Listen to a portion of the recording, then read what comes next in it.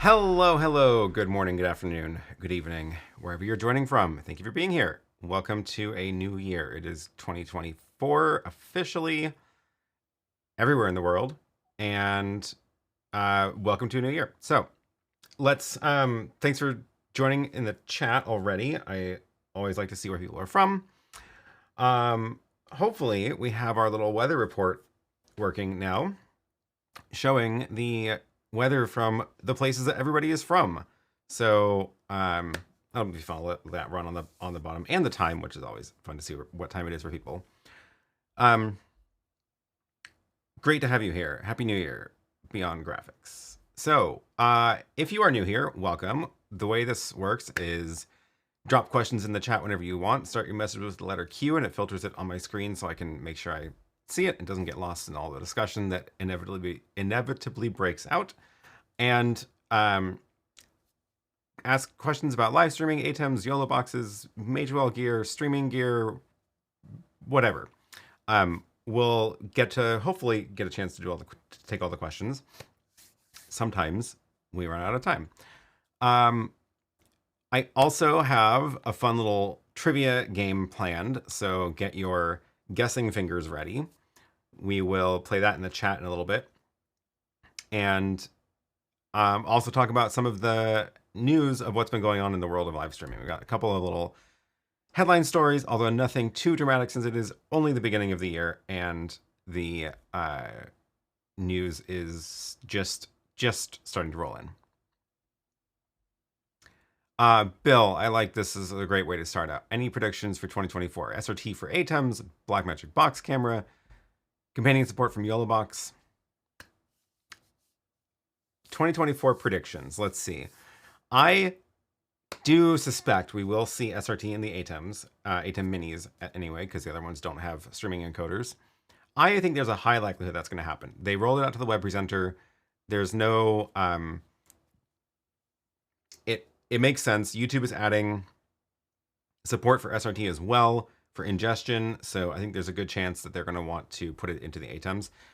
And if it's going to happen, I think this is probably the year for it, because it was in the works in 2023 for the web presenter for quite some time. So I don't think it's like we're not at the beginning of the development cycle for that.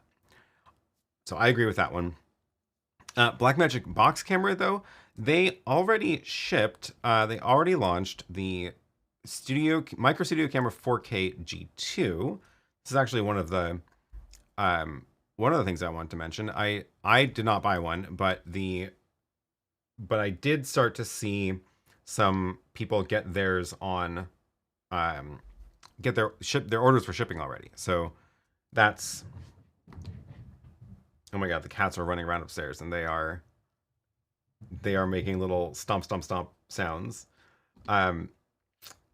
But yeah, the Blackmagic Micro Studio Camera 4K G2, mouthful of a name. It is kind of Blackmagic's box camera. It's an upgrade to they had one in this form factor before, but this is an upgraded version. It has 12G SDI, so it can do 4K out of the SDI ports, which is great. Still has a battery slot, still micro four thirds lens, and I believe it has the HDMI out port as well for the local monitor, but there's no pictures of that side of it on here. That's funny. All the photos are of just that side. But yeah, started shipping. I've seen some people post photos of them online, so that's good news if you ordered one. Hopefully you get yours soon. I probably won't get, I'm very curious. I might get one. I'm not going to get a bunch because I'm happy with the Lumix cameras that are around here as well. But I am curious. I'm very curious, so we will see. We will see. New eyeglasses, actually new old eyeglasses. They are the glasses that I got at the beginning of last year, or at the end of last year, end of 2022, beginning of 2023. But they're actually my newer prescription than the ones I was wearing, but those are getting their lenses replaced at the shop. So I don't have my normal glasses. But I will go back to those because those are more comfortable. These ones are just a little bit heavier, and they get heavy on my face after a whole day.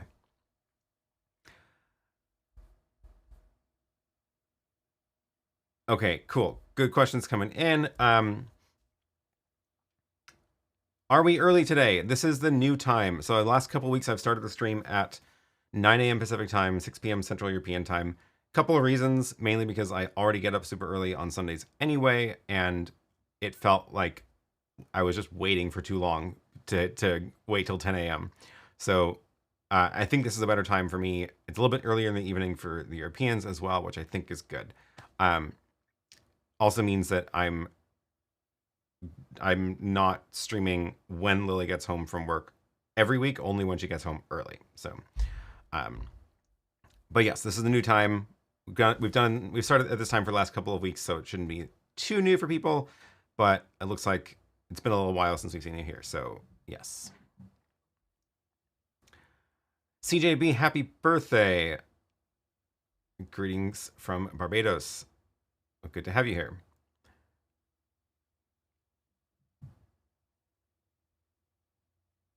Hans says SRT is for lower bandwidth with the same resolution, right? Kind of. I'm actually probably going to do a whole explanation video of this because I started thinking about how to explain this and realized that it's kind of complicated. I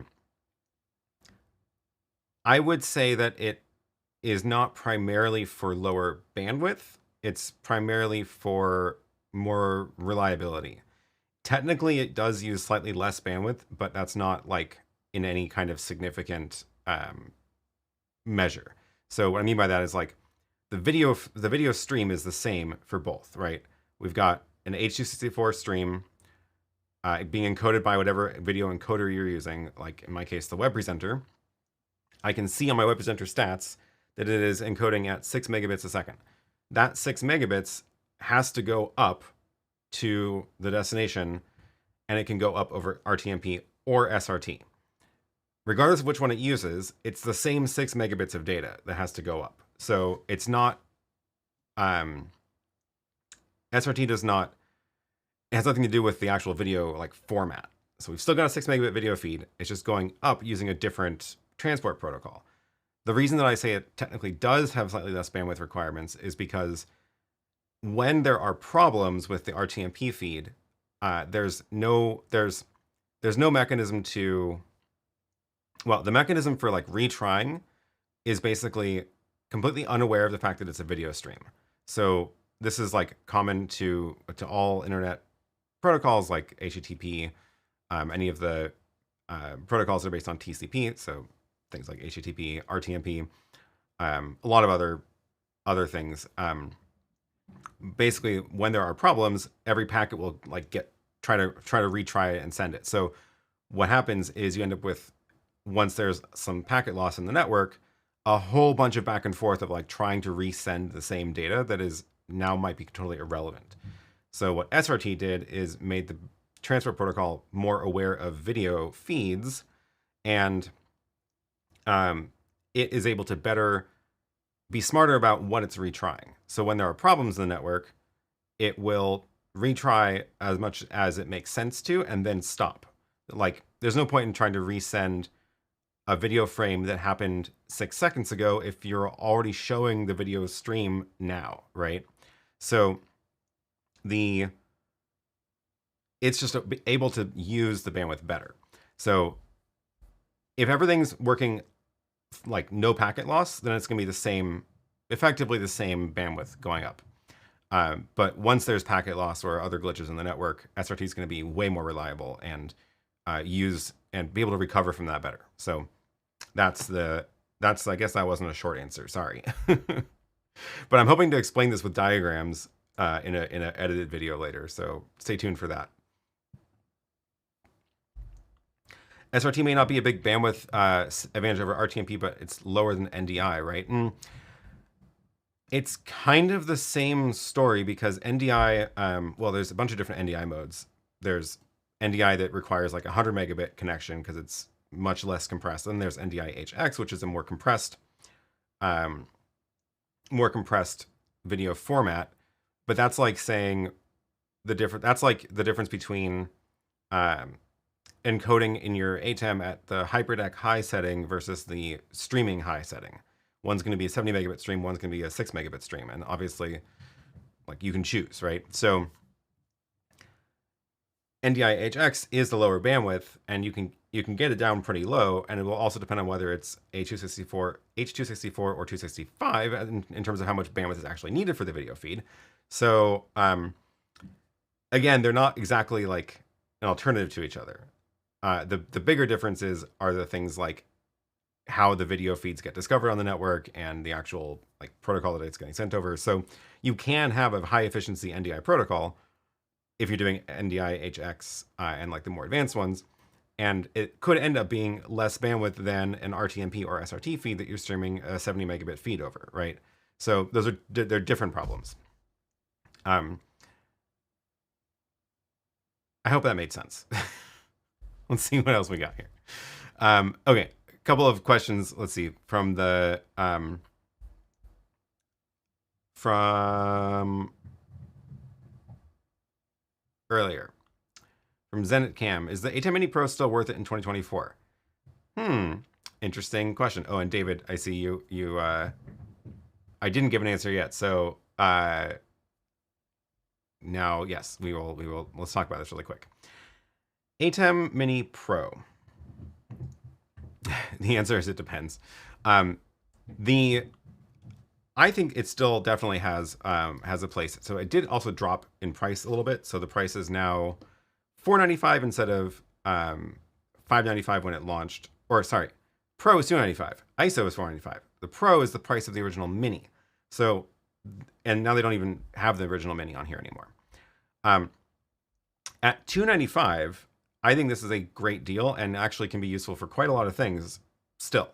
And there are very few things that are as cheap and as powerful.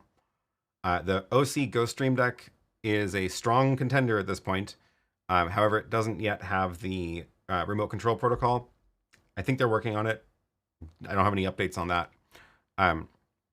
But the remote control protocol, I think, is a important part so that you can integrate it with other gear and automate it. So at $295, I do think the ATEM Mini Pro is still worth it. However, you may want to consider the ISO because the ISO recording is absolutely worth it because there's still nowhere close to anything that can do that level of ISO recording at that quality anywhere near that price. $495 for a 4-channel HDMI recorder is still unheard of. So it's interesting that a lot of the companies are chasing after the sort of base level ATEM Mini features by building things that are very similar to that. I haven't seen anybody doing the ISO feature yet. So like even just if someone were to build a 4-channel HDMI recorder, that would be impressive, especially like it doesn't need the switcher features.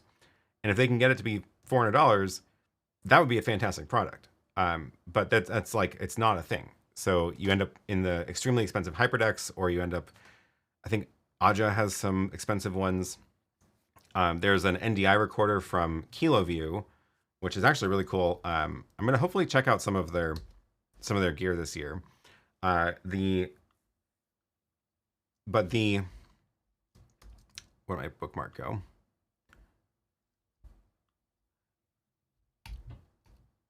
The KiloView Cube R1 is a monster of a device. It is a 9-channel NDI recorder. So it's an ISO recorder, but supports only NDI feeds, which is actually kind of cool.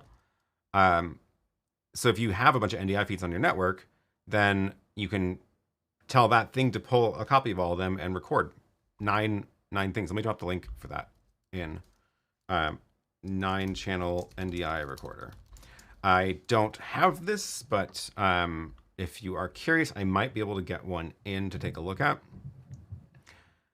Although I don't have a ton of NDI stuff here, so I may not be the best to demonstrate it. But it's not cheap, as you saw. It's $2,500. So this is what I mean by like if the fact that Blackmagic has a 4-channel HDMI recorder for $495, even if you only consider the ATEM Mini Pro ISO as a ISO recorder, it's still a good deal. So that's my update for 2024. We'll see how how Blackmagic, well, they do this here.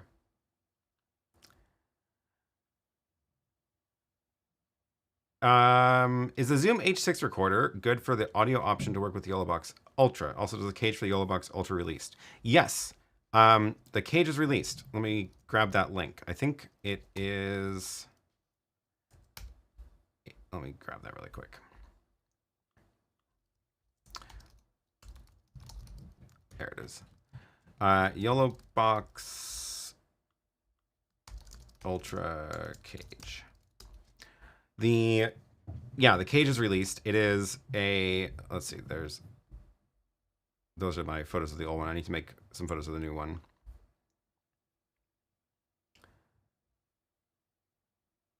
Yeah, that looks like that's the actual cage. One of the, where did I put mine? I don't know where it went. What? I would show you the real one, but I don't know where it went. Anyway, I did some photo shoots here yesterday, so I was cleaning things up and moving things around. Looks like it got lost somewhere. Anyway, the big upgrade on this compared to the other models is the little feet. So I don't know if they have any pictures. They do. It has little slide out feet now, or pop out. So you can just pop those out, and then it turns it into a desktop stand, which is very clever. So I think that was a good move in that design.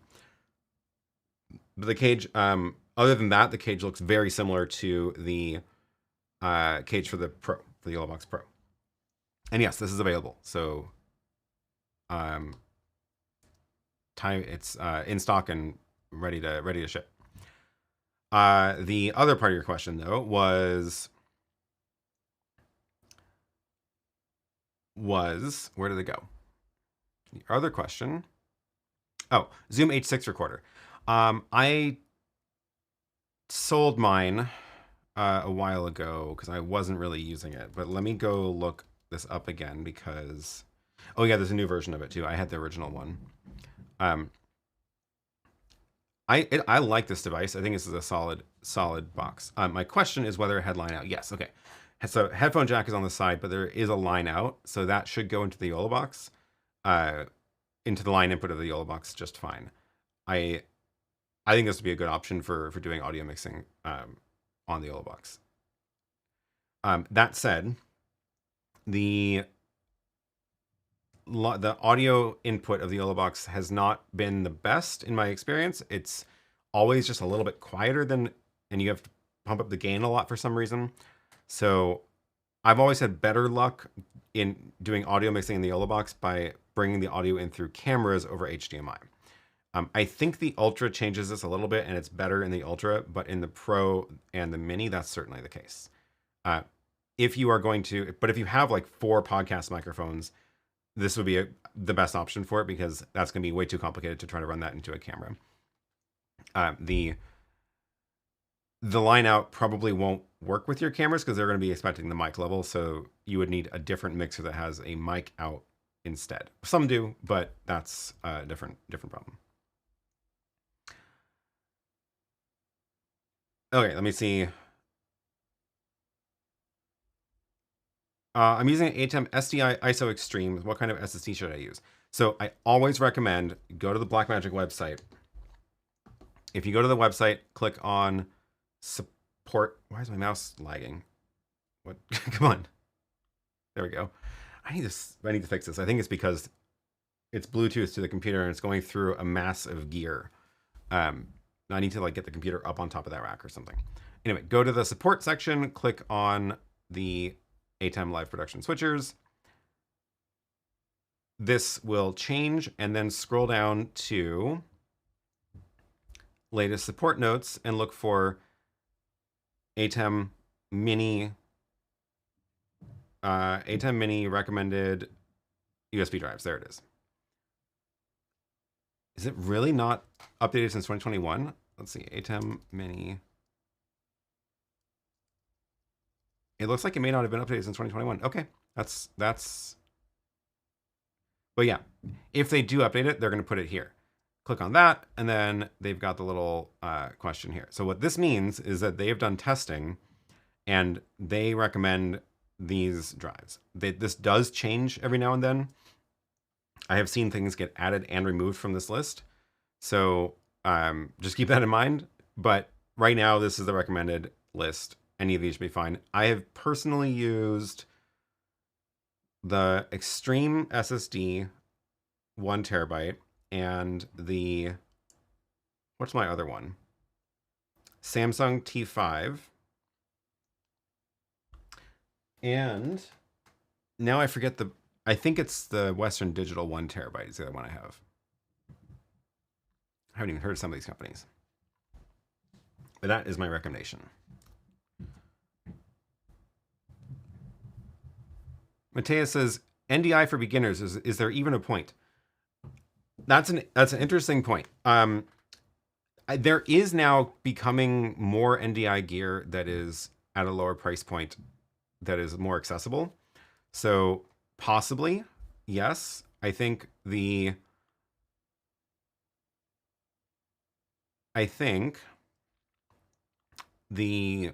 so things like the OBSBot Tail Air supports NDI now. There's NDI support in the YoloBox Ultra. There's other NDI cameras that are like, under $1,000.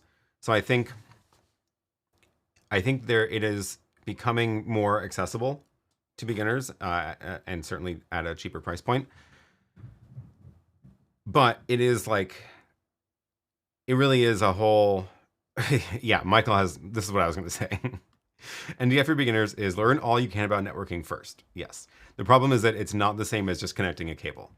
Like HDMI and SDI, you just connect the cable, the video goes from there to there. It's probably going to work all of the time. And if it doesn't, just try a different cable.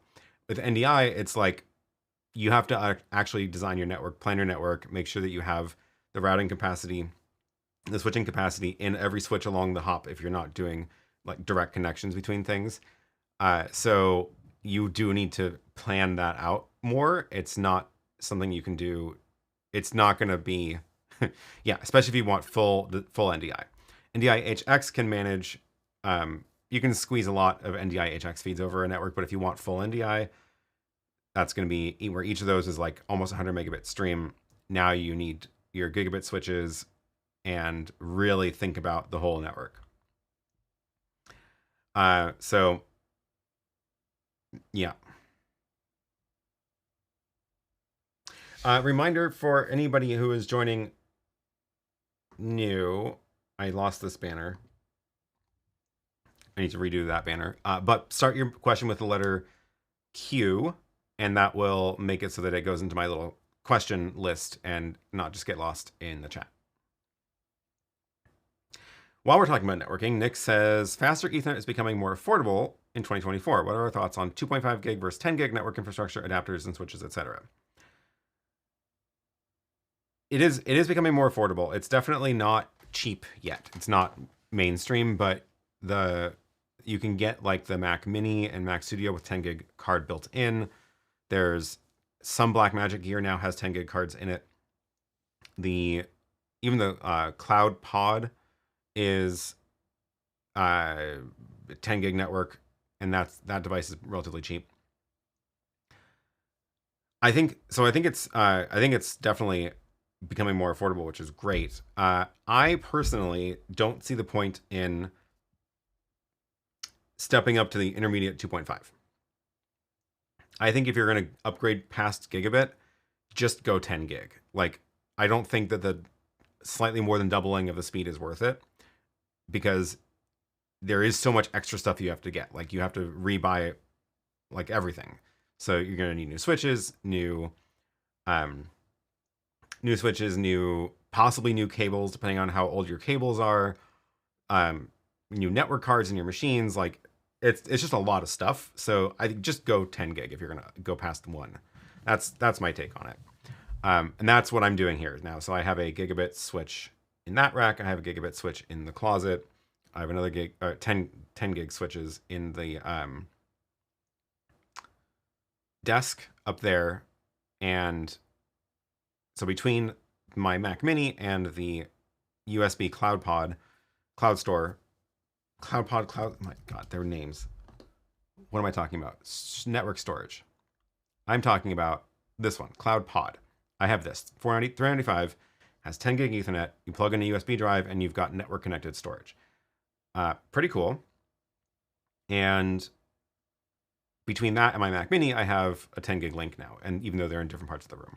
So the, oh my God, the cats. I don't know if you can hear that. They're just like stomp, stomp, stomp, stomp, stomp, just all around the apartment. I would show them to you, but I can't see them because they're busy hiding somewhere. So yeah, the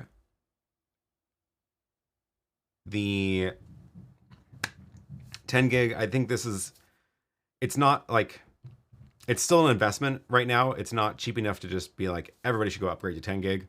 But I would say at the very least, if you are buying new network gear, you just heard the cats, yeah. Okay, here they are. Looks like they're chasing each other on various pieces of furniture.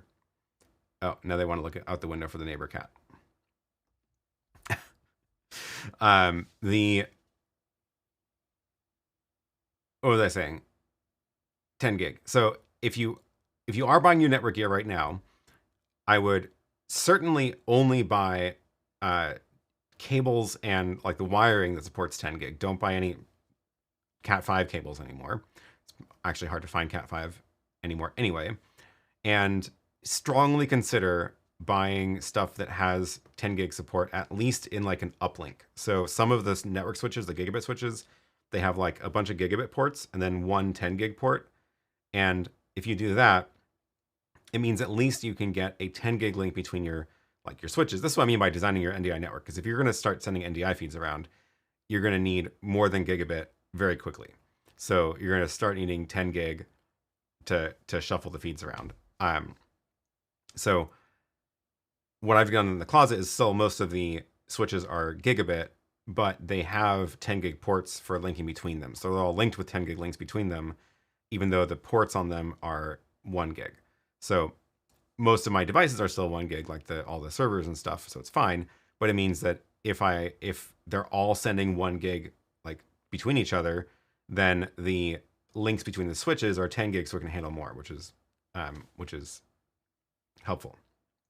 I feel like that needs a diagram, but yeah. The TVJ says 2.5 can only handle one uncompressed 720p 1080i feed. Yeah, this is, yeah. When do I think I'm going to do my 2110 video? So I'm waiting for Doug because Doug bought the gear. He's going to do his video and then I'm going to buy the gear from him. So I'm waiting on him basically. So I have no idea when I'm going to get that in. But what I started to do to prep for it is make the 10 gig network and start getting a couple of 10 gig switches. And I have the 10 gig Mac Mini. So we'll see how it goes. Sweden is left out on the weather banner, but I can report it's minus 13 and have frost in my beard. That is very cold. Okay. Sorry that it's, let's see. Are we, I haven't actually been looking at it. Are we getting a good rotation of cities in the banner? I tried to make some updates from last time. We should have about 12, it looks like. And I need to figure out a good way to, add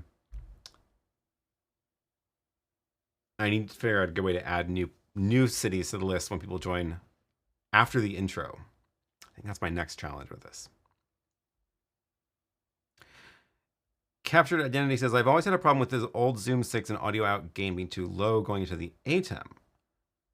I hope they corrected that in the new version. That's interesting. I don't remember that problem.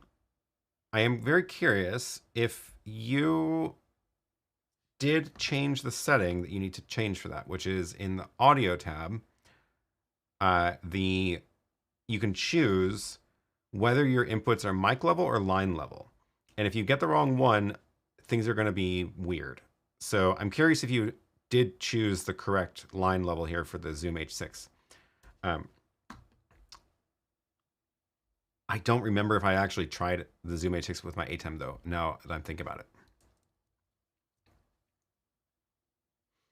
Portland was showing 7 for next weekend for a little bit.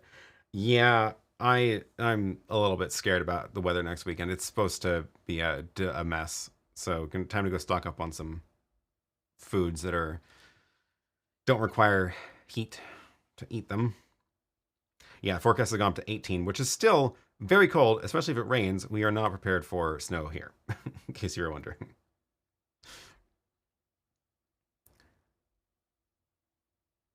Nick says, I have MikroTik at the moment, and I'm impressed by the Ubiquiti ecosystem. It really is an ecosystem, and they really do want to trap you in it. So just keep that in mind. Like, I've decided that I'm okay with it, but they really do want you to be all in. IT Never Gets Old says, I find this to be an excellent 10 gig option. Ubiquiti 8-port 10 gig SFP around 270. Yeah, that's the one that I got for the rack and the desk. And then I have the big rack mount one with like 24 ports in the closet. But $270 is I think like it's not cheap. There are cheaper 10 gig switches, but this is part of this is the problem with Ubiquiti, is that once you start buying one, you really only want to ever buy the Ubiquiti stuff. So yeah, I'm okay with it though. I've been happy with it. Is there a bike equivalent of snow tires? There is. You can get snow tires for your bike. You can also one trick, if you people have done very creative things to their bike tires to make them work on snow. But you can just also get bikes that have larger tires to begin with and ride in snow. My little bike does not have snow tires, and I did ride it to the studio at one point. I think it was 2 years ago during one of the snowstorms, and that was not the best idea.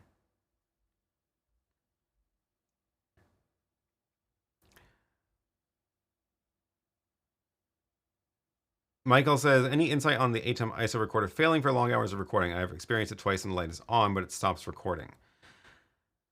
Probably double check your drive is on the supported list, because sometimes that is what it is after a long time if it's on using a drive that's not been tested, then it could be that.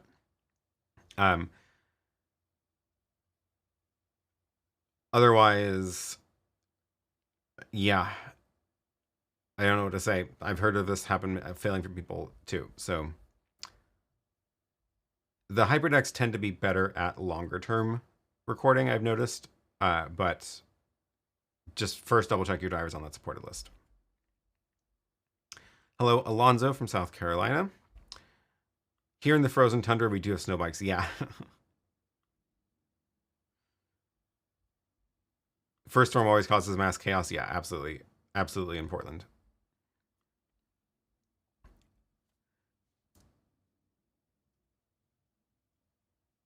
I'm not sure I understand this question, Arya. I have ATEM Mini. It's not supporting now latest software. Oh, actually, I think I do understand the question. I'm assuming what you're asking about is if you go to the Blackmagic website and you go to the ATEM section and look at go to the support tab and go to the ATEM section, and you see 9.3.1 update, and install this, and then try to update your ATEM Mini, it won't do anything. And I can show you somewhere I have the ATEM set up. So I do have, I believe I installed 9.3.1. Let's let that thing boot up. And let's check the version. Yeah, 9.3.1. And I go here and I click on here, this, which I would say, normally would trigger the update. And this is showing me that the ATEM Mini Extreme ISO is at version 8.6.1. That is normal. That's just how it works. Basically, the way it works is Blackmagic will make an update to the ATEM switchers software, but usually it targets just a particular model. So like this one, it says it in the release notes, so you can always double check. But it says audio mapping for the ATEM Constellation 4K outputs. Which, speaking of which, that's interesting. did they add proper audio routing options for the 4K? That's too bad it's not on mine. I wonder. Anyway, so even if I go to my Constellation and try to update it, it's not going to run the software update because it doesn't apply to the Constellation HD.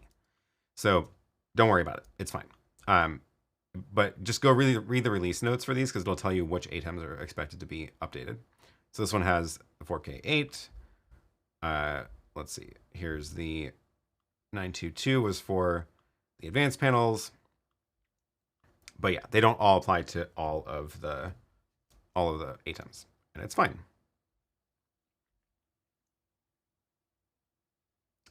Heat on NVMe drives for video recording can be an issue. Good point. Yeah.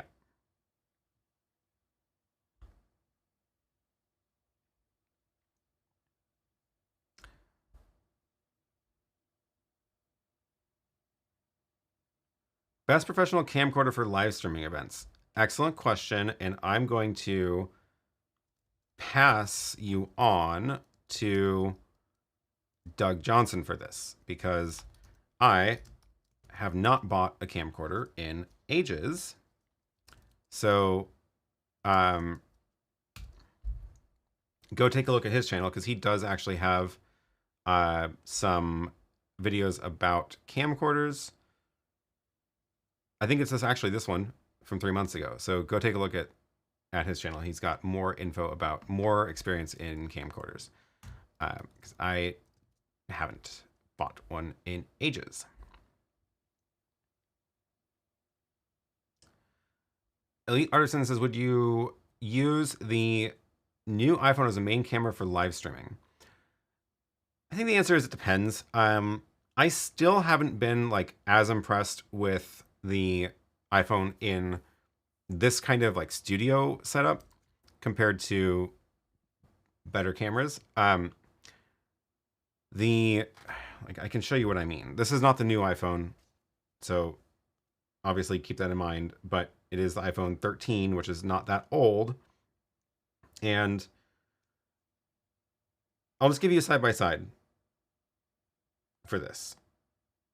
We're going to go and use the Blackmagic camera app over AirPlay, so it is going to be compressed. But what I can do is put this in about the same place as my main camera, and then switch over to it. And this is the difference. I think well, you can see as I'm moving, like the background gets blurry fast. I don't think the colors are as good. It's sharp.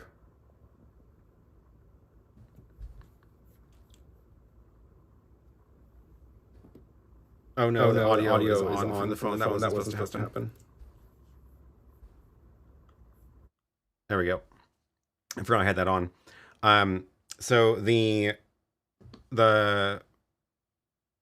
phone picture is just not as good in my opinion. It is a little bit washed out. I can tweak the exposure a little bit on the camera. Let's see. There are manual settings in the Blackmagic camera app, so we can do things like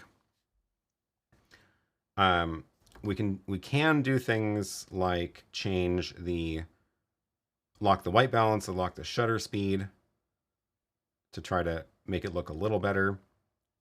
Let's tweak the white balance a little bit. All right, let's go like that. How does this look? So here's my main camera. Here's the iPhone. Oh, that got worse.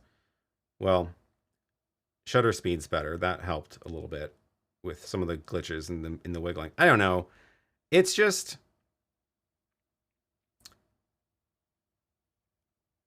it's fine. And it's fine for most things. Like it is fine for most things. I just still think it's better using a bigger sensor. Also, I think more important than the picture quality is like how the usability of it, because do you really want to have to like launch an app on the phone and then make sure your notifications are off and figure out how to power the phone, and then once it's like this, how do you use it, right? How do you control it if you're not behind the camera? So, um, it's fine, and I'm sure the new phone is better, but I would not.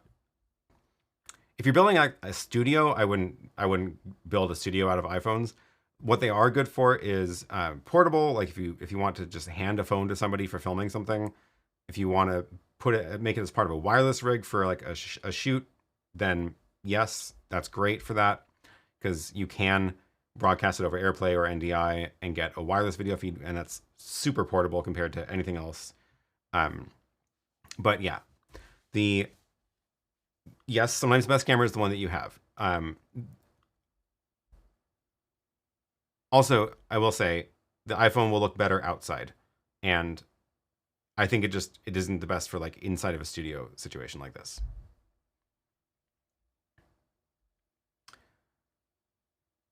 So I guess the answer is depends on what kind of live streams you're doing, and whether you're on camera or whether you're behind the camera, and how many cameras you need. Because they're also not cheap. Like if you're gonna go buy new phones, you might be better off buying other cameras.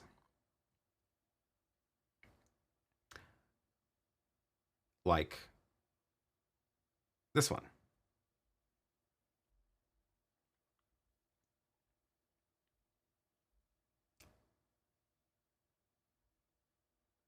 Michael says, I love my Panasonic CX350, not on the cheap side. Fantastic for live streaming and even as NDI if you fancy that. Oh, that's fancy. I haven't even heard of that one. Oh, Noel just ordered the YoloBox Ultra Cage. Excellent. Gwen says, Canon XF605 is awesome pro camcorder for events, but also not cheap. It's a common theme here. Yeah.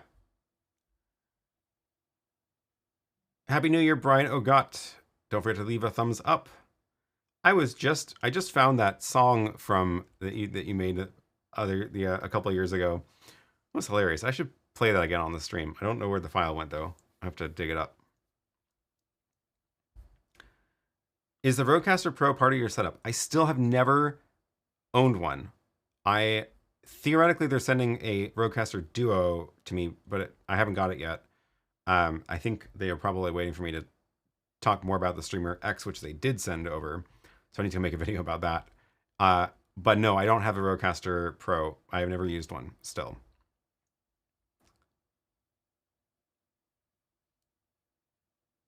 Okay, let's do a little round of trivia because I think that sounds like fun. Let's get the music going and load up our trivia game. Let's see, where is it? So, the way this trivia works, I need a little like animated logo for it or something so we can like, I can at least do this.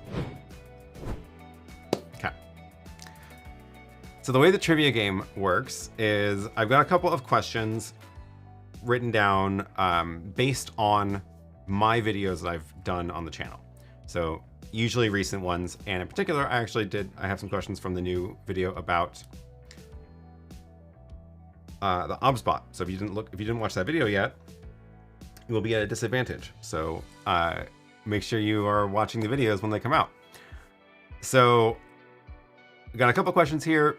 This is just for fun. I do not have prizes right now. So the prizes are you get to brag that you won trivia. And we'll just go through these and have some fun. So what I'm gonna do is first turn on slow mode.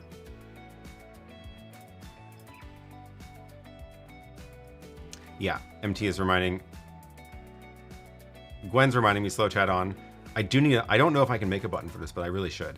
I don't know if there's an API for it in YouTube. But I can turn on, oh my gosh, my mouse is lagging out again. Come on.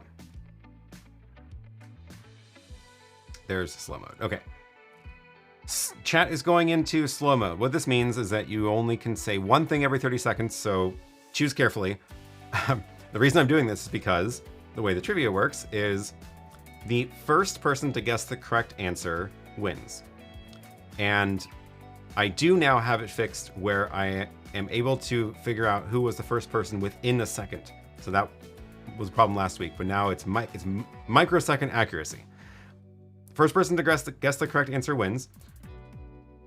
When I read the options out, you will have to put in the chat the letter that corresponds to the answer. So A, B, C, or D. Put in only the letter as your guess. And now that slow mode is on, you can only put in one thing every 30 seconds. So last time someone tried to just answer all of them immediately and win the round, which fair. So now slow mode is on. So you can guess all the options, but only 30 seconds apart.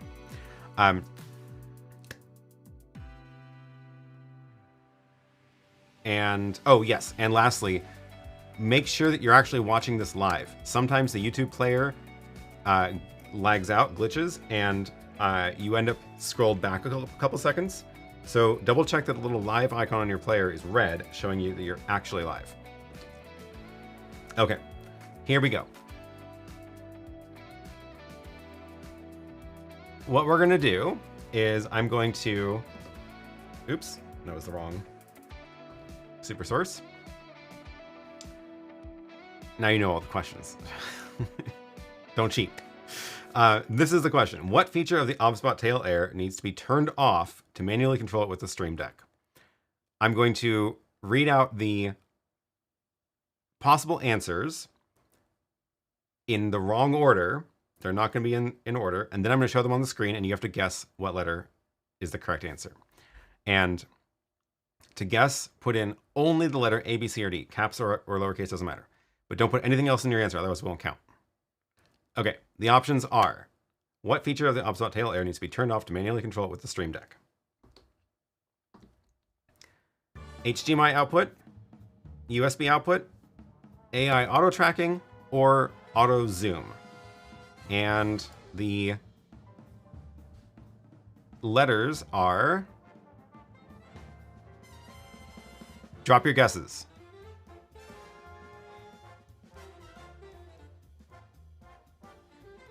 All right, I'm gonna wait till we get a bunch of chats coming in. We'll get back to the questions after this round of trivia. All right, questions, the answers are pouring in. Got a bit of a mix. Let's see. There we go. Good mix of answers. If you guess twice, it's only your most recent guess that is gonna count.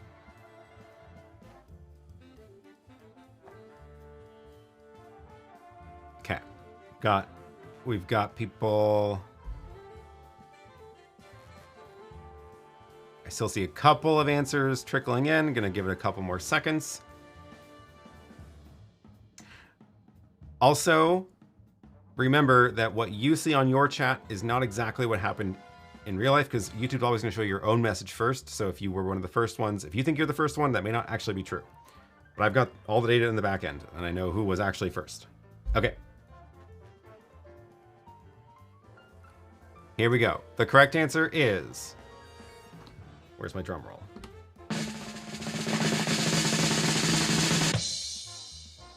It is, in fact, AI auto tracking. So the way this works is turn off the AI auto tracking, and then you can send PTZ commands from something like the Stream Deck to actually control the little OBSBot camera, which is very cool. Okay, now, who was the first person to get it right? It was Dylan. Congratulations. And we got a bunch of other winners for that round as well. All right.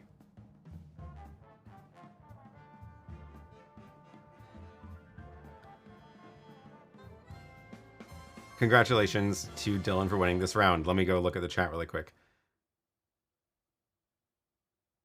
I will never change my answer if I'm wrong. Good.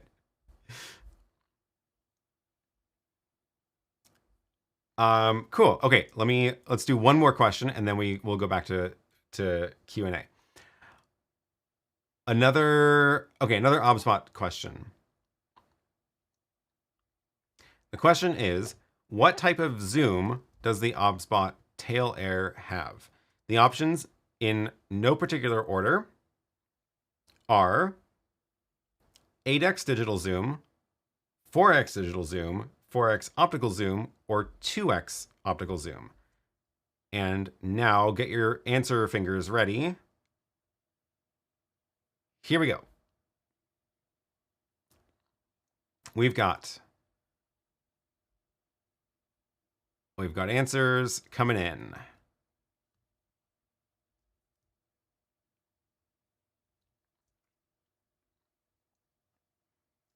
Only your latest answer counts. You can change your mind, but you can only guess once every 30 seconds. All right, got a good split here.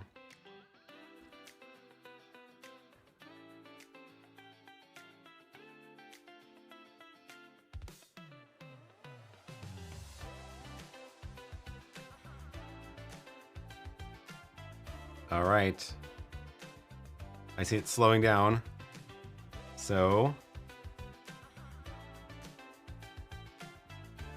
I'm going to call it here and show the correct answer, which is... Oh, that's not right. What the heck?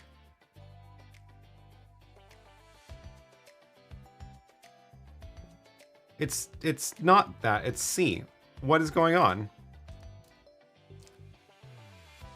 I don't understand why why it highlighted that one. What? Was B the correct answer to the last one? I wonder if I got stuck.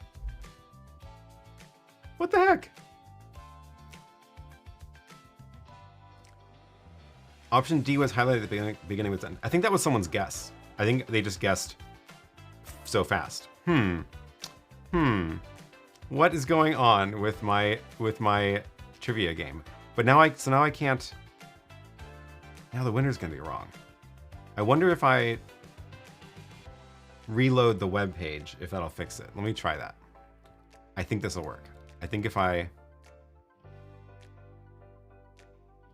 reload the web page.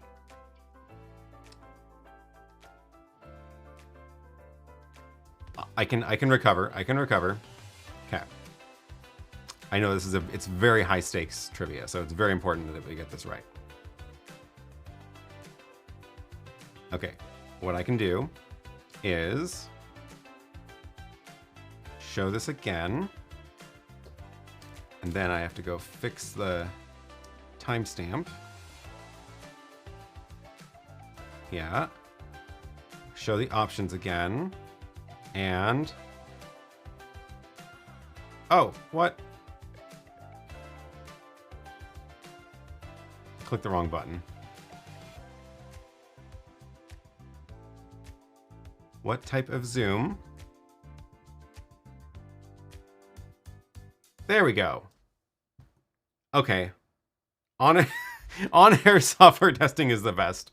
Everybody wins. Everybody wins. Okay, this should actually have the right winner now. So let's see who got it right first. Nobody. Everybody wins this round. All right. So close. I did break it. I did break it. Okay, what is... I can just go through the chats. What did I do? What did I do? It was C. I think the first person to guess it correct was Hans. So we're gonna give it to Hans. Well, okay. We'll try again. Yes, my coding needs fixing. I was working on this last night again, so that was part of the problem. Everybody wins that round. Congratulations. Okay, let's get back to the... Oh yeah, slow mode off, thank you. Let's get back to the topics. And There goes slow mode. Okay. Oh boy.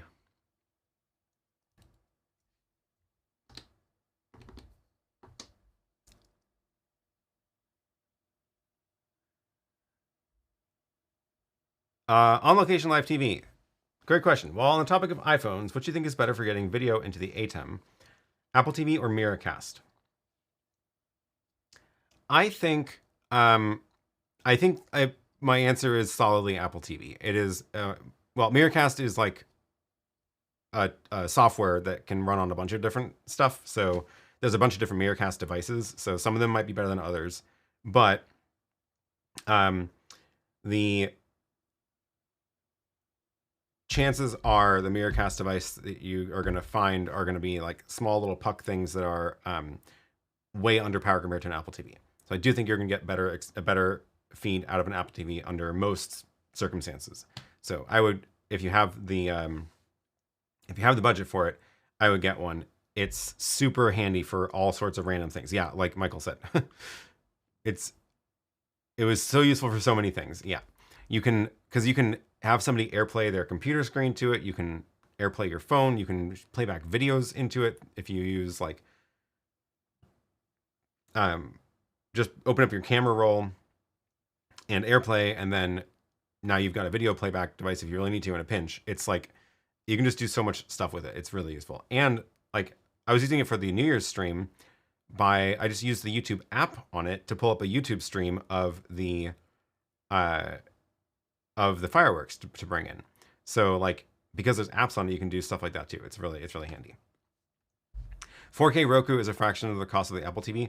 Yeah, I haven't actually used one of those. I suspect probably the Apple TV is going to be better for that still. Oh, this happened on the members stream 2 weeks ago. Did you find out if that Notion download was legit or not? I don't use Notion yet, but it looks like they do have a desktop app. Okay, this is like, I cannot believe I did this because this is like literally my job, and I've helped track down this exact thing that happened to other YouTubers who got their channels hacked.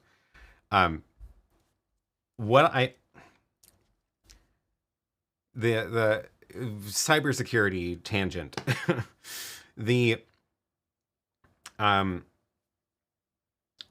So like password managers and password strength has gotten so good at this point with two-factor auth and stuff that like it's no longer really viable for hackers to try to just break in and steal passwords and like break into accounts, because the like two-factor auth, YubiKeys or Touch ID, that's all like the protections are very good, and it means that even if someone knows your password, like it's going to take a lot of extra work to break in, so it's not worth it to most of the hackers. So what this means is that hackers have moved on to other types of attacks. The big one that's happening right now is where essentially what will happen is you'll get malware on your computer from some way. That malware will look through the storage of your computer and find where the browser stores all the cookies. What happens after you log into a website? Well, you end up with a cookie in the browser that says you logged in. So you can have the best password and the best two-factor auth in the world. At the end of the day, the output, the end result of all those hoops is that there's this cookie on your system. So if someone has that cookie, it's like they are you. So now everyone's trying to steal these cookies. And it happens all the time. Like if you look at most of the YouTube channel takeovers that have happened in the last couple of years, it is always the exact same playbook. It's, Linus Tech Tips had this happen to him recently.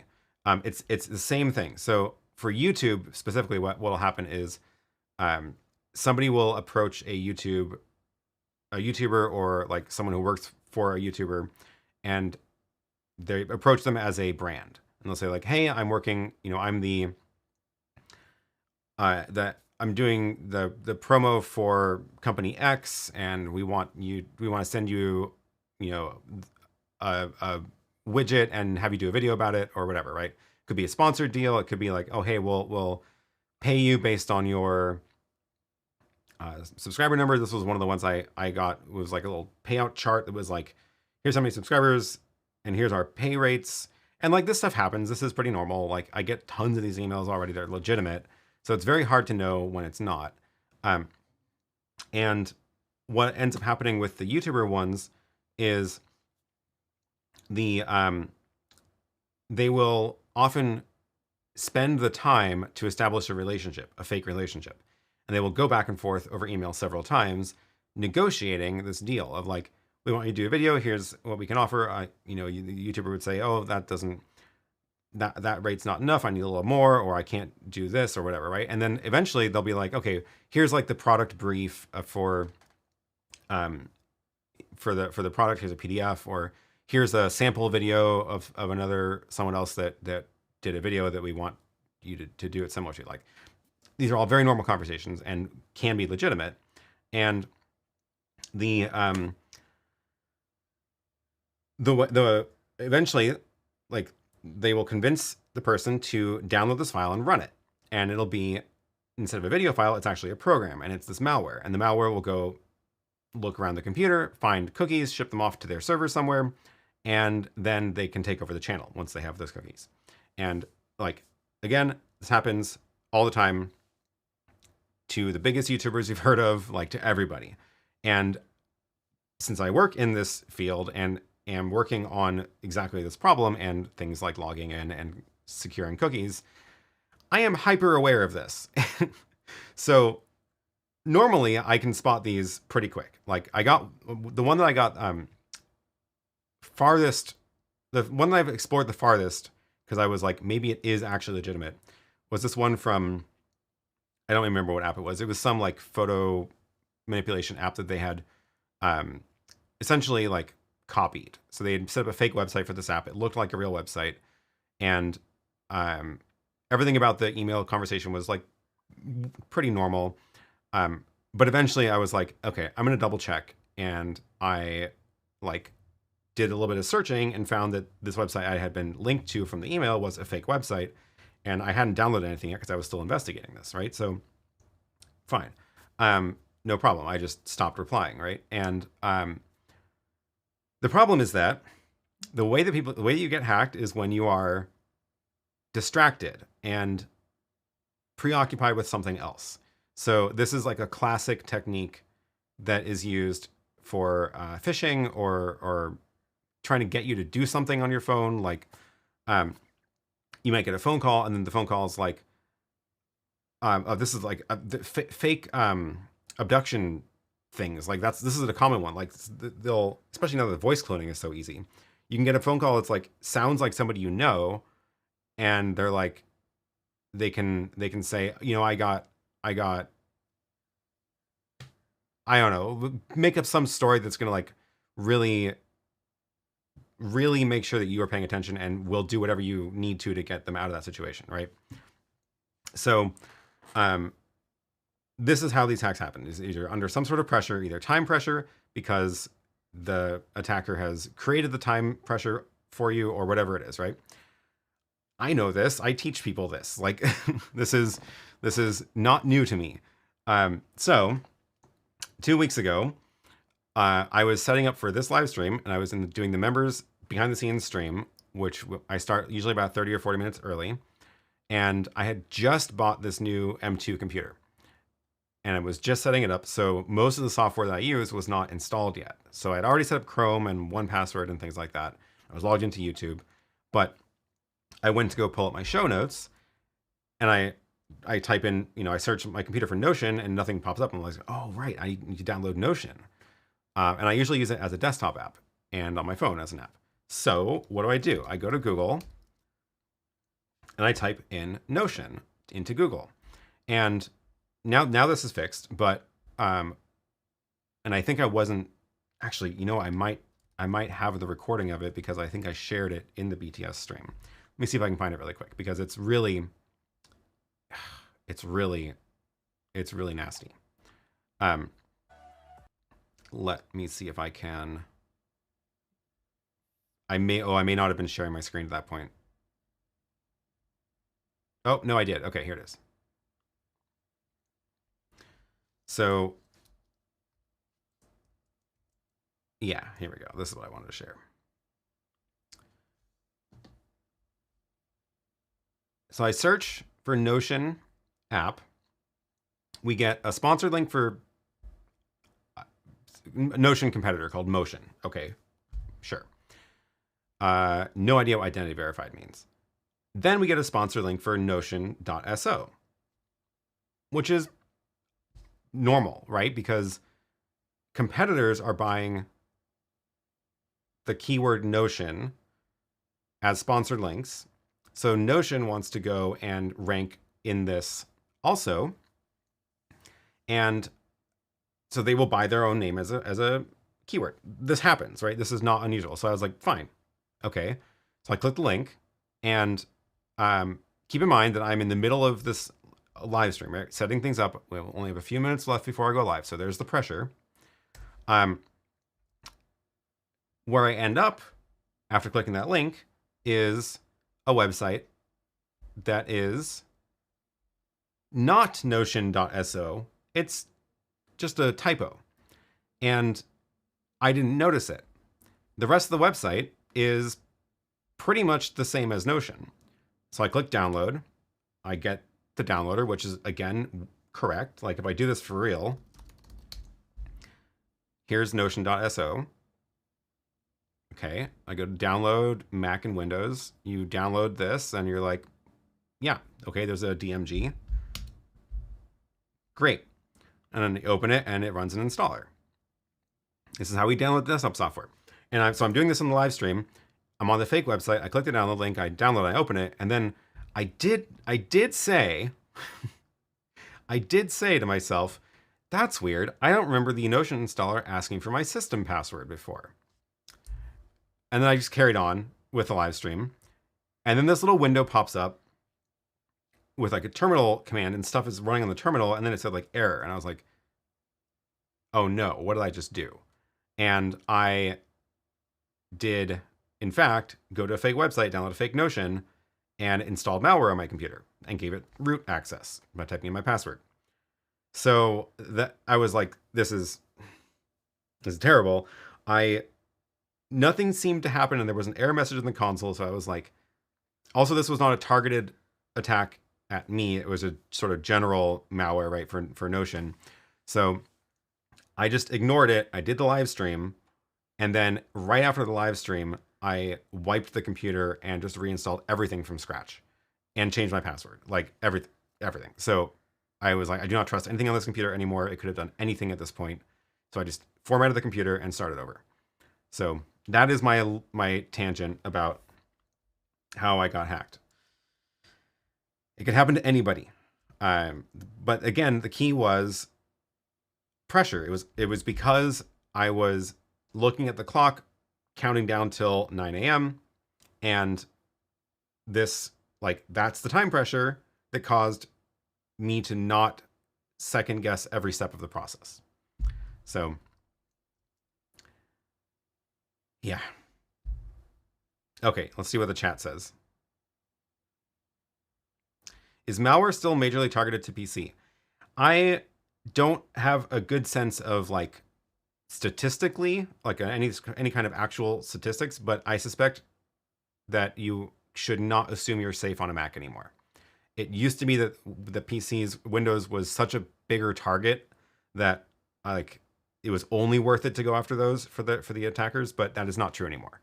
Like the Mac has enough of the market that it is worth it for the attackers to spend the time to target Macs.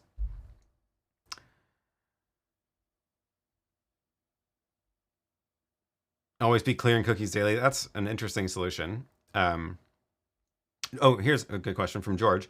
Should the session be bound with the IP address as well so the hacker can't use the cookie? That is not actually a very realistic solution to the problem. The simple reason is there's two opposite versions, right? If I'm at home, or if I'm at a university, more likely, then you have a bunch of people on the same IP address.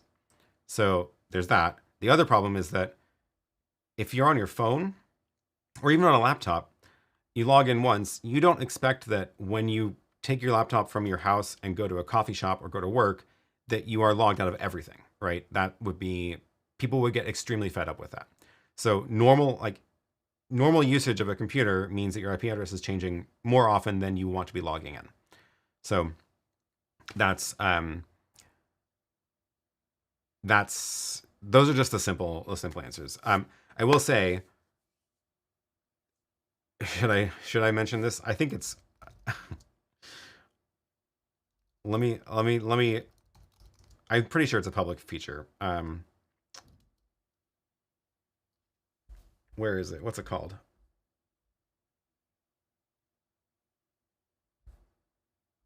I don't remember the name of the feature, so I'm not going to bother mentioning it.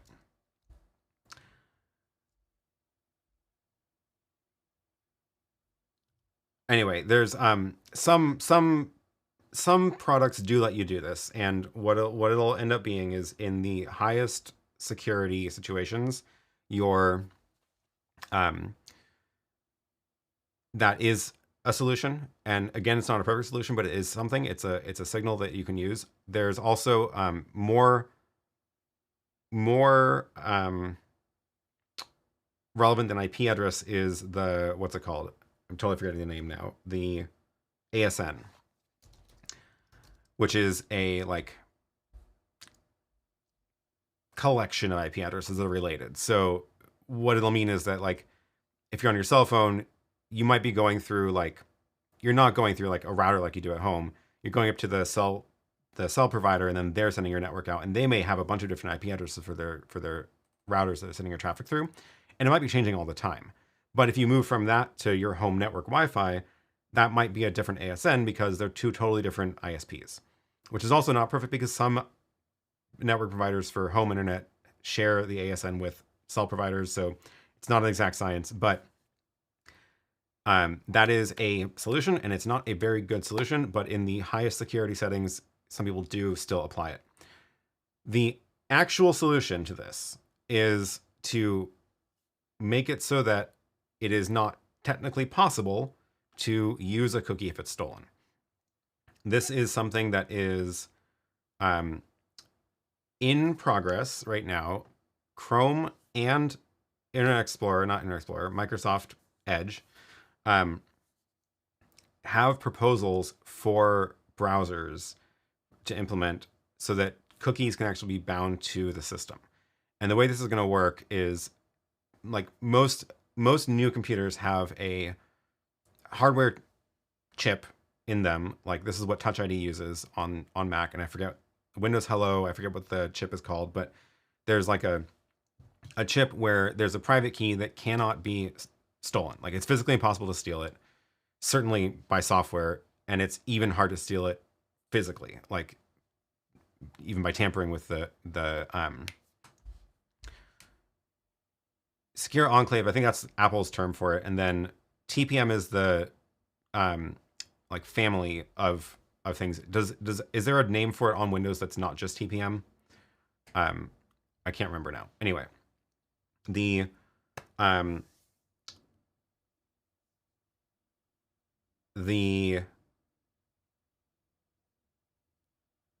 TPM. So the point of this is that there is a private key that cannot be stolen either through software or even physically. And if you can get a cookie to be bound to that chip, then if someone steals the cookie, they can't use it because they can't steal the other half of it. It's like having, two keys and one is not useful by itself, and you can't steal the other one because it's not actually a regular key. That is the actual solution to this problem.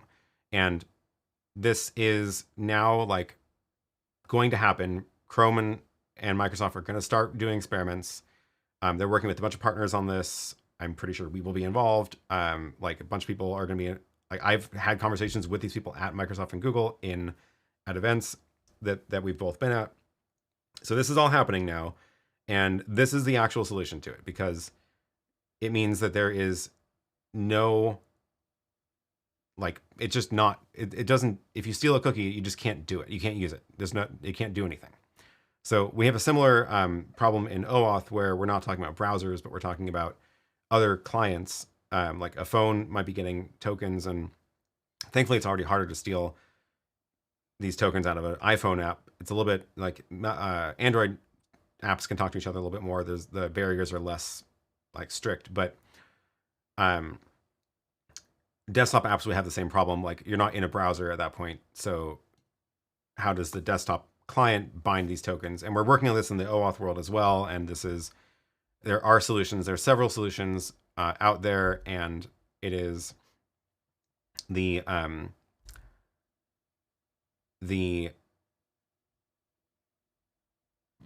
are at least in the non-browser world, there are solutions that you can actually implement with a lot of providers. So I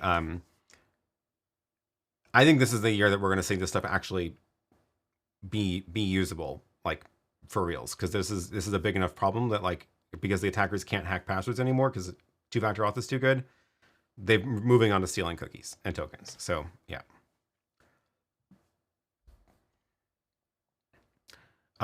Thanks for the clarification here. TPM is Trusted Platform Module. It is a physical chip in the computer that has a secret key that it can sign things. It just can't be extracted. Is this solution privacy friendly, or is that another plot of Google to make ad tracking better? So no, interestingly, so Google does not operate as a single entity. Google exists as a bunch of different business entities that have often conflicting interests. And thankfully, the ad part of Google is not behind this. So it is, if you go read their docs, like they've explicitly made it so that it is not possible to do ad tracking with this technology. So the like trivial implementation of this would be there's a single private key in your computer, and that means there's a single public key, and everybody gets stuff signed with the same public key. So now ad tracking is everywhere because everybody can just be like, oh, here's the public key I saw. Use my website. Have they used any other websites? But like that is thankfully not how it works. They have gone to great lengths to make that not possible. So that is good news. Any text-based MFA is not secure at all. Very easy to get control over someone's phone. Yeah, so we have a similar problem with MFA, and this is why this is the one part of password like login stages that are still getting hacked, which is text or confirmation-based MFA. So if you get like the 6-digit code sent over text message, you have to go physically type it in to the website you're logging into, which means you could give it to somebody else, right? You could give it to somebody because you think you're doing something else. And this is a very common scam that happens on like marketplaces where someone will be like, hey, I want to buy your thing.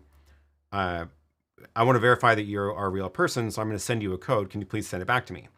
And instead of what they do is they cause some other person to send the code to you, and then you give it to them, and now they can do whatever with your code. So this is like the most common one in that scenario is because Google Voice requires that you have a real phone number in order to get a Google Voice phone number. And Google Voice phone numbers are free, so they're a good target for attackers to use for other things. So if the attacker wants to get a Google Voice number, they will try to get it verified through somebody else's phone number. It's a whole thing. But yeah, the problem with SMS two-factor auth is that you can be tricked into giving the code to somebody else, and then they can log in and finish the two-factor auth for you. So the best two-factor auth is the one that you can't do that with, which again uses the public-private key thing, which is thankfully just built in now to iPhones and Androids. You may have heard it called passkeys, which is the new term for, well, that's when it's replacing a password entirely, but that has built-in two-factor auth because it relies on that private key. Yeah, Sven says password in SMS is still better than only password, which is true. There's all these stages here, but I would say, so the worst offender is when SMS can be used as an account recovery method. And it's very common that when people use SMS for multi-factor, that it also enrolls you in SMS as a recovery method. What I mean by that is, if you say you forgot your password, how is that website going to know that you can reset the password? So what that usually ends up looking like is you say, I'm trying to log in, I forgot my password. They're like, cool, put in your phone number. We'll send you that 6-digit code, enter the code. And now you've just done SMS login with no password, which is actually terrible. So this is why, like, anytime a website asks me to set up SMS as two-factor auth, if like the only way I'm going to do that is if there's no other option and if they're forcing me to do it, because I do not want to be in the situation where the SMS can be used to log in without the password, which is ironically extremely common. So look out for that. That's why I say it's not always a blanket. Like, don't just blindly use SMS as a two-factor, because you can end up in a worse situation. Yeah, it's effectively password or SMS.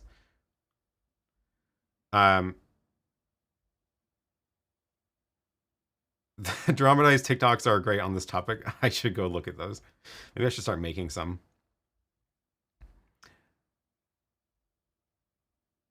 Lee's Boring Life says, LTT YouTube got hijacked by a script that got run when opening a PDF. Yeah. It's crazy that a PDF can contain that, but yeah. Isn't it a problem if you lose your phone, you lose all the, do you mean passkeys? So this was a big part of rolling this out. Prior to the term passkeys being used, the technology didn't change, but like the way it works didn't change. But prior to the term passkeys, so a couple of years ago, that was true. Like if you enrolled your phone with the WebAuthn two-factor auth, or if you have a YubiKey, physical key, and you use that for logging in, then if you lose it, then yes, you are stuck and you have to go through an account recovery flow. So if you lose your phone or lose your YubiKey, you're out of luck. And that means that it's not really a viable option for most consumer use cases where people do expect to lose their phone and still get into their accounts. So what Apple did, and their big force behind this, is change the definition of WebAuthn to not be device bound. So like your Face ID on an iPhone is bound to an actual chip in the phone itself. And if you have two phones signed into the same iCloud account, like those are two totally separate keys, right? Two different phones, two different keys. And what Apple did was change the definition of that to be, well, we're going to put the key in software and we're going to sync it between phones. So if you're using what's called passkeys, you end up with a key that lives in your iCloud keychain that gets unlocked from the device's Face ID, but the key itself is shared across all of your phones. So if you have multiple phones or your computer signed in, it actually it's living in Apple's cloud and iCloud. So if you get a new phone, if you can get back into your iCloud account, which is a different problem, you get access to all your passkeys again. So that's why once they did that, they were like, okay, now we can actually roll it out to consumers because we don't have the problem of someone got locked out of their account because they lost their phone. So, oh, it wasn't a PDF. Thank you. That's right. That sounded weird to me. It was a screensaver file made to look like an expected PDF. Yeah, that's right. Screensavers are a tricky one because they're actually executable programs. They're EXEs, so they can do whatever they want. And yeah, so make a screensaver file, which already is not like going to set off all the alarm bells that you would if you download an EXE file. But then, yeah, they changed the icon and stuff to make it look like a PDF that was expected because of this back and forth negotiation that happens with these brands.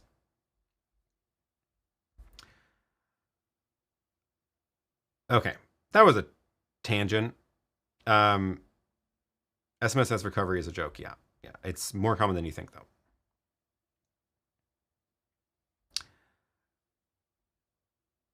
That was a long tangent. Let me go scroll up a little bit. Nick says, thanks for sharing and agree. So easy to make a mistake under pressure when a process is very familiar. We don't stop and think. Yep. IT Never Gets Old says, there's plenty of Mac targeted malware. I spent too much time cleaning it up. Well, my solution was to just nuke it from orbit, get rid of the whole thing, do not trust my computer at all anymore. Some of the more aggressive malware can get into your BIOS or the boot sectors of your drive, and almost impressive to remove. That's terrifying. Do I have a password manager I would recommend? So I use 1Password, and I do recommend them. I realize that some people are annoyed about some aspects of it, but I was mostly the reason that I recommend it is because before I was using 1Password, before I was using a password manager, I did a bunch of research to be like, okay, I don't want one that is like, I do want something that's cloud-based, because I do want to be able to use it from like my iPhone and my computer. And I don't want to run my own sync infrastructure. I want something cloud-based. However, I don't want it to be only just like I log in with a password to this website and then all of my passwords are there, because that's too weak, right? So I don't want the cloud hosting to have access to the passwords. So there's like, I went in with that and I did a bunch of research, and the one that I found that ticked all those boxes was 1Password. And the reason that I actually believe it is because they have lots of public documentation about how their whole system works, about how they encrypt the storage, and how they handle encryption and syncing, and how they don't even have access to your data without the passphrase that you provide, which is not stored anywhere. It's just used as a decryption key. So I trust them for that, and I think that was the right call. I have seen some other password managers in the news lately, which are in the news because they got hacked, and it turns out that they were not storing things that way, and now everybody's data is hacked. So like, I'm not going to name them because I don't remember the exact circumstances, but 1Password, even if 1Password servers like database dump got hacked or whatever, doesn't matter, because I would have to give my passphrase to the attacker, which again, it's possible to do because they can set up a fake 1Password website and trick me into entering it. But that's the one that I'm most invested in at this point. They have a Chrome plugin. The only thing about the Chrome plugin is that it's so secure that every time Chrome updates itself, it deactivates itself. So you have to restart Chrome before it works again. Security. They have a iPhone app, and now that iOS allows third-party password managers to sync in, to like hook into the actual native password autofill, it actually works so much better now, which is great. So I'm all in on 1Password basically. Oh, they also support passkeys. So all of the passkeys that I have for websites live in 1Password, which is great because I didn't trust creating passkeys before that, because I didn't know what they were going to end up syncing to. Because if you create them in iCloud, then they sync to iCloud, but not to like my Windows laptop wouldn't have access to it. Or if I save them in Chrome, then I don't get access to them in my phone. So now that they're all in 1Password, they're all accessible everywhere. Nuke it from orbit is always the best solution yet. We come for the tangents in the online software beta testing.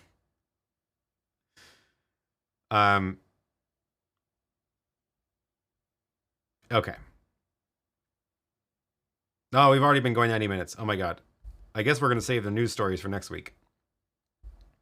I need to start opening with those headlines. Okay, let me see what else I can get to really quick before we wrap this up. But my talking face is getting tired. Do I recommend Photoshop After Effects Companion for generating that lower third bullet point graphics that can appear coming across the screen left to right? Bullet point graphics. And individually line by line. You know, you might honestly be better using Keynote for this. You can do a surprising amount of motion graphics and stuff for live streams using Keynote. I always like forget that it's basically a motion graphics tool if you think about it hard enough. And then they've got all the automations in there for like triggering bullet points appearing and stuff. How much time do I spend testing everything before I hit live? Depends on what I'm doing. For a client show, the answer would be a lot. It would be like write down everything that it's going to happen, test every button to make sure the cues happen correctly. For this, very little. I do test things a bit before I go live, but sometimes I don't, and then we fix things live, and that's part of the fun of it, so it's fine. What are you doing? Says you should clip this section and post as a warning video. I think I should recreate that as a warning video. I think it would be better written from scratch, not just clipped from live. Speaking of which, Sven says, any insights from your monster stream last week? I noticed it isn't online anymore. So I did, I took down the live, but I re-uploaded it and I cut out the breaks. So, because we had a bunch of like 10-minute gaps where I was eating or whatever. So it's re-uploaded. It is 8 hours and 40 minutes long. Here is the New Year's Eve marathon stream. I'll drop a link in the chat. And it is an unlisted video though, because I didn't want YouTube to start like recommending it out in the algorithm, but you can still find it if you go to the playlist section. Unlisted videos can appear in playlists. They just don't show up in like the homepage. So if you go to weekly live streams, you should see it here. Yeah, there it is. So if you want to recap New Year's Eve and watch New Year's roll over in a bunch of different time zones, that was a fun stream. So take a look. I will also say that what my other plan for that is I'm taking the interviews with everybody and re-editing those, going to trim them down a bunch, re-edit those and upload the interviews as separate videos. So those will be trickling out over the next, I don't know how long. So it'll be fun.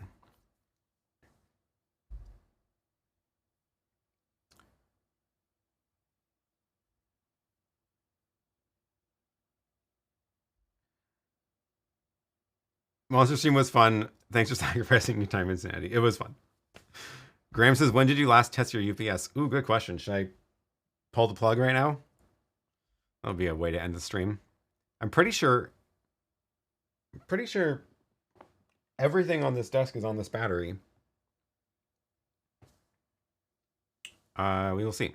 We will see. Maybe I can... Let's see. The camera's powered over the network, so that's actually running...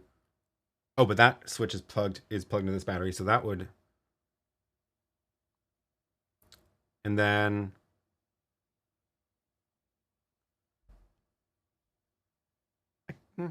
Yeah, it's been a while since I've actually done a wall test of the UPS.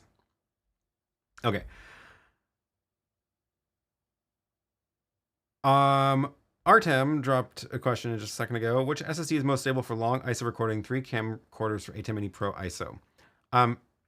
Again, I'm going to recommend go to the Blackmagic website, go to the support section under ATEM. I'll link you to this, but it's often easier to just browse for yourself. And there is a list of supported drives for ATEM Minis. And what I would say is there are some 2 terabyte and 4 terabytes on here, but I've noticed that there used to be the SanDisk 2 terabyte and they took it off. I think that I would stick with a smaller drive, like go with a 1 terabyte, and just because the bigger ones seem to have more issues. But any of these should be fine, because these are the officially supported ones. If it's not on this list, it might work, but it might work unreliably. So, yeah.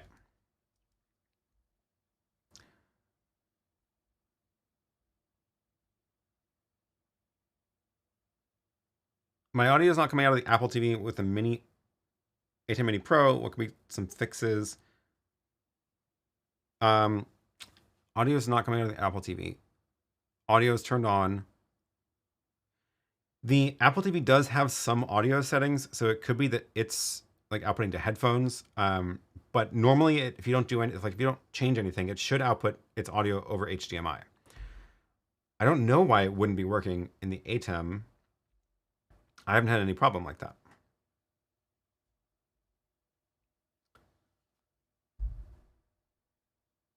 But I guess just check to see, make sure there's no like Bluetooth headphones connected or something. Andrew says, is there a way to ISO record a 2-person shoot in the Ultra in 9x16? I can crop to that, but doesn't have an option to record the layout with ISOs. YoloBox Ultra, I thought it did have ISO recording in 9x16 mode. Where is it? Oh, there it is. I don't want to boot it up now because it'll take too long. Now, I might be misremembering, but I could have sworn the ISO recording feature also existed in the vertical layout. Otherwise, if it doesn't, then it doesn't, and there's no solution. Sorry. Renee says, for using Apple TV, do you have to be in Apple's ecosystem, or is it possible to use it with a PC? So I've never tried AirPlaying from a PC. I don't think that exists, but there might be some third-party software that can do AirPlay from a PC. But other than that, like, yeah, you would need to.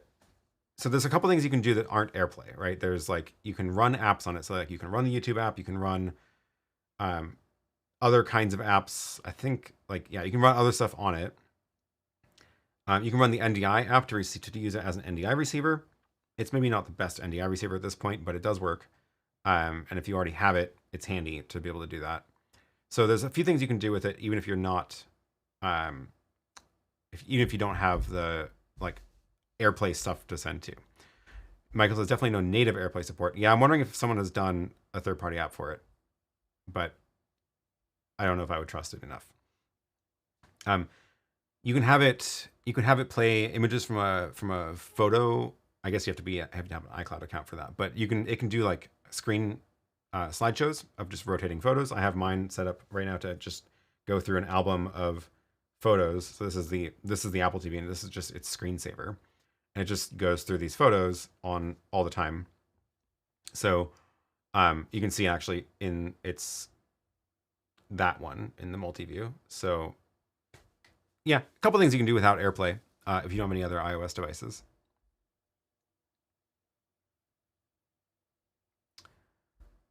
Alonzo says, I just noticed that there's a companion module for the Director Mini. Have you tested it?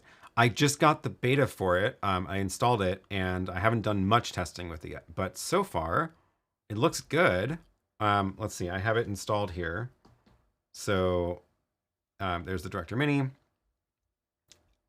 Once it's installed, then I can go make buttons for all sorts of different actions that you can do. So we've got like, I haven't actually played with the background music feature much at all, but you can turn on and off graphics. You can start recording, change scenes. You can go to scene by name, start and stop streaming. There's even a reboot, which is kind of funny, but that's handy. So yeah, I haven't played with it too much yet, but it does look very promising. I'm very excited to see that.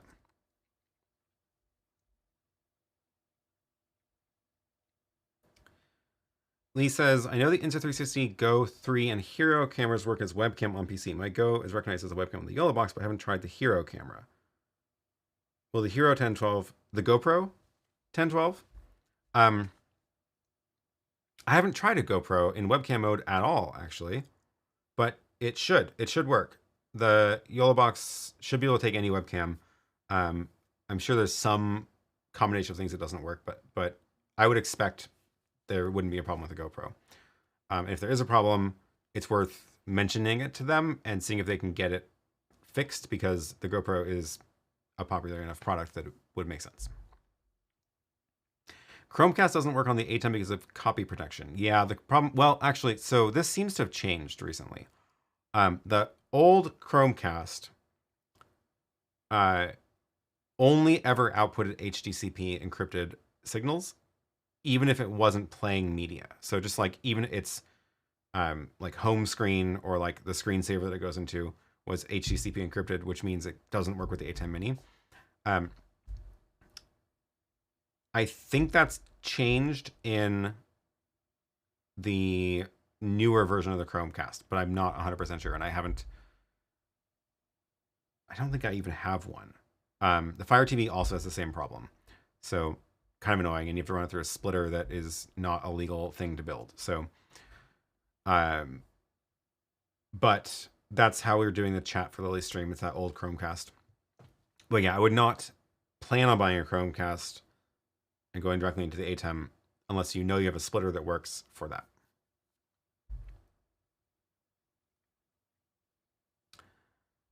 All right. I think we're gonna call it here. I've got through most of the questions. I do not have another 8 hours of this in me today. That was good for New Year's, but I can only do that once a year. Empty says, just in case, thanks for the stream. Great as always. Yeah, thanks for watching. Thanks for joining.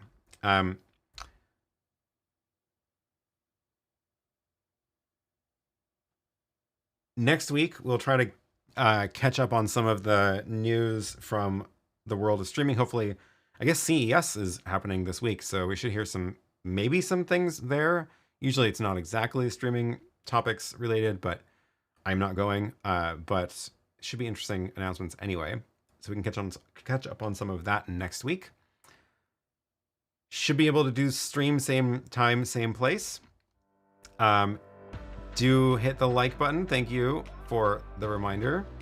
And thanks to all of you for supporting the channel. Thanks to the extreme supporters, Marcin, and all of the pro and the mini supporters. And thanks for the super chats. Had a lot of super chats last week during the New Year's stream, which was a lot of fun.